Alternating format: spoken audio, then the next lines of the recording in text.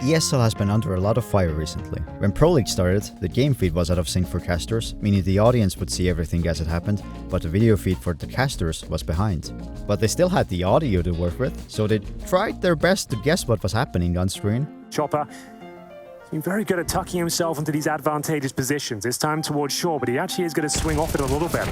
Does he go for the kill top and middle? It sounds suggestive, Will. I'm not gonna lie. We're in the future right now, Henry. There it is.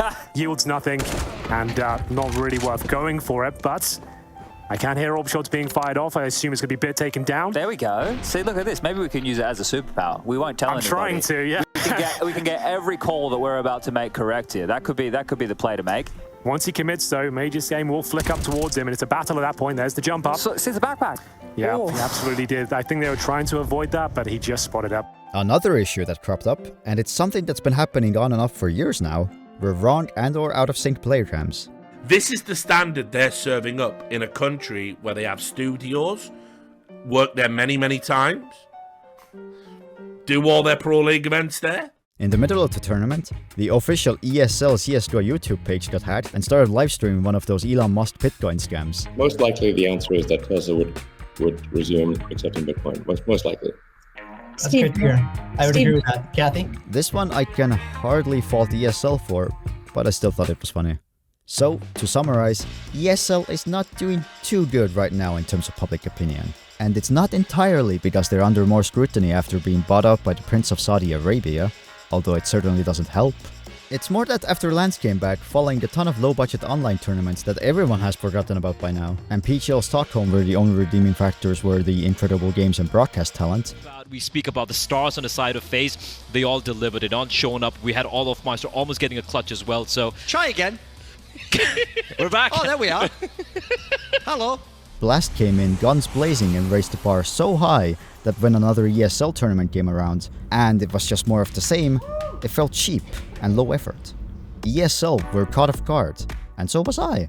We're talking about Blast here. All of the things people are rightfully criticizing ESL for right now, early Blast tournaments were way worse than the player cams are out of sync or I need a spreadsheet to know who is making playoffs. This is what the first Blast tournament looked like. It was a 2-day tournament, with the first day being a load of best of 1 games, and the second and final day being a best of 3. How was the first day, you might ask? Who knows, because they gave up streaming it due to technical issues and everything was played off stream. This was the all-important first impression we got with Blast, but they had interesting ideas. Blast ended up fixing up their production, but kept up with the weird 2-day format for a while. Then the online era came and went, and suddenly, Blast has stepped up their production to E-League levels and runs all of their tournaments in a proper format where no teams get eliminated without playing the best of 3. It's great to see, honestly. You know what? Our expectations are pretty fucking low, and every time we see the Blast who do it right on a fraction of your fucking budget, you should be ashamed. It definitely feels like ESL has been complacent for a while now. And it makes sense, given that their only direct competitor was FACEIT with ECS, which became Flashpoint, then disappeared, and now the same parent company owns FACEIT, ESL, ESEA, and DreamHack. If you think it's bad right now, with Blast constantly upping the standard for production, imagine the scene without Blast.